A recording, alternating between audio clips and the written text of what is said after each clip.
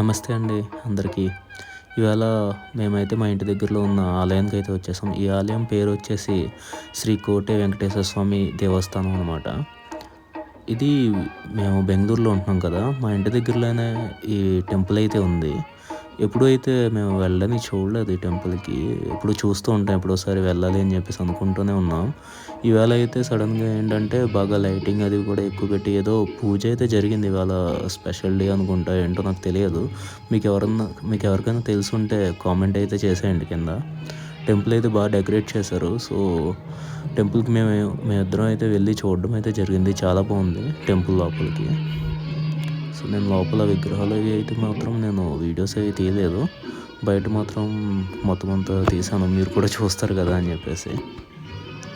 Temple మాత్రం చాలా ప్రశాంతంగా చాలా బాగుందండి. ఈ ఆలయంలోనే లోపల ఏంటంటే మనకి శివాలయం కూడా ఉంది. And Venkateswara Swamy and Anjaneya Swamy temple కూడా ఉంది. ఈ 3 టెంపుల్స్ అయితే ఈ ఆలయంలోనే ఉన్నాయన్నమాట. సో, ఈ గజస్తంభం చూసారా ఎంత బాగుందో. ఇక్కడ మధ్యలో లక్ష్మీదేవి అమ్మవారు కూడా ఉన్నారు. చాలా బాగుంది టెంపుల్ అయితే మాత్రం.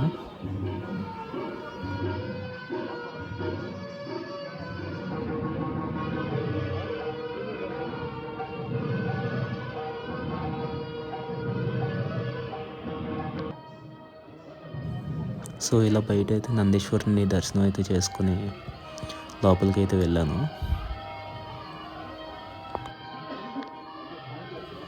మరి శివుడిని దర్శించుకోవాలంటే ఫస్ట్ నందీశ్వరునే కదా దర్శించుకోవాలి. హర హర మహాదేవ్.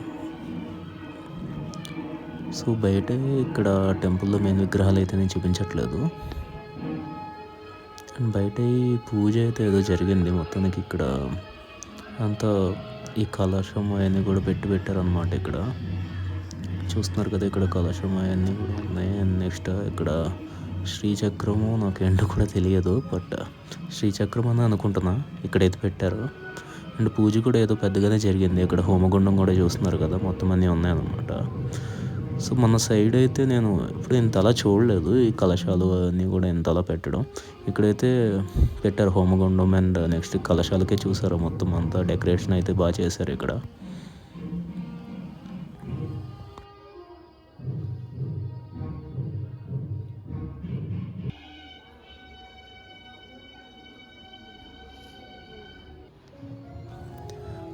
మా లక్ ఏంటంటే ఇక్కడ మేము వచ్చేసరికి 8:30 ఆ టైం అయిపోయింది. బట్ టెంపుల్ అంతా బాగానే ఓపెన్ చేసి ఉంది. అండ్ వెంకటేశ్వర స్వామి లోపలికి దర్శించుకోవడానికి వెళ్ళినప్పుడు మాత్రం అప్పుడే క్లోజ్ చేస్తున్నారనమాట. మేమైతే దర్శనం అయితే బాగానే అయిపోయింది.